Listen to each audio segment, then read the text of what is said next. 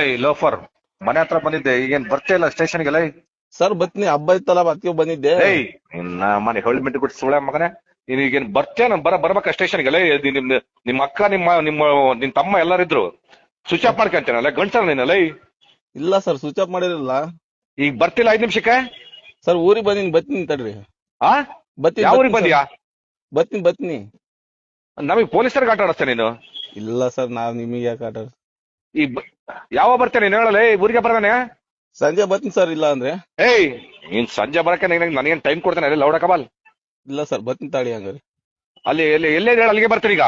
ಇಲ್ಲ ಸರ್, ಅಲ್ಲಿಗೆ ಬತ್ತೀನಿ, ನಾನೇ ಬತ್ತೀನಿ ಬಿಡ್ರಿ. ಆ ನಾನೇ ಬತ್ತೀನಿ ಸರ್. ಯಾವ ಬರ್ತೀಯಾ? ಇವಾಗ ಬತ್ತೀನಿ ಸರ್ ಆತ.